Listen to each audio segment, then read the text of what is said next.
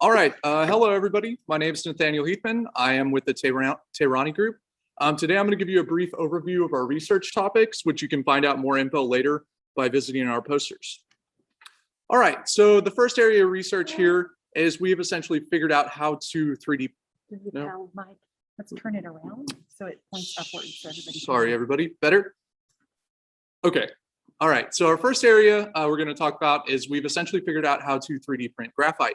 So you can see here on the presentation that we mix graphite with cellulose in a water solution, essentially turn it into a paste, which then we can 3D print through direct write. This material is sustainable, doesn't require any energy input. And then after printing, we can either post-process to keep the material around longer, or we can just dissolve it in water and then recycle it. Next area of research is DMLS of pure copper. So this is important because copper is good for high-end electrical components, also heat exchangers. Via DMLS, we can make more complex components. However, the material properties aren't quite as good as the bulk materials. So through this research, we're using one of the printers in the AM center that Jared provided to basically print test coupons, test their mechanical properties, try to find out more about what's going on in the process that makes these parts weaker. Next area of research here is that through continuous fiber filaments that have been developed in previous years, you can print FFF parts with much higher strengths. One of the applications for this is actually topology optimization. So what we developed is stiffness-based design for a specific loading situation that you can see in this L shape. Run the part through an algorithm to get the topology optimized part, after which we run it through another algorithm to get it actually printable. So this develops the fiber paths with the proper radius in one single path per layer, no loops or anything like that. After that, we print the part in an in-house designed 3D printer. And then we can test it in the tensile machine and use DIC to take a look at its stiffness through testing. This form of research involves high performance thermoplastics polymers, the PEEK family. So this is PEK, PEEK, and then PEK again.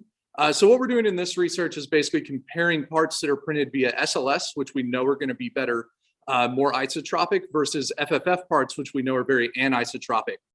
We've run these parts through some post-processing methods and then compared material strengths between the two to kind of increase the FFF parts and then enable people to use FFF instead of SLS. This next form of research, we know that a lot of the weakness in FFF parts is due to the voids and the thermal history of the part. So this research, we use Digimat AM to predict the thermal history and the void concentrations, and then find ways to improve those, and then we validate through 3D printing and mechanical property testing. This form of research is a collaboration with Dr. C. Prasad's group. We talked a little bit about it. It's the REAM 6-axis robot manufacturing out at the Pickle Research Campus. So this process essentially uses a specialized epoxy material combined with carbon fiber and fumed silica. They have a specialized printing head, which they can deposit this material. The importance of this is that, once it's deposited, it's cured. There's no post-processing necessarily needed. It's also more sustainable because there's no heat input during the printing process.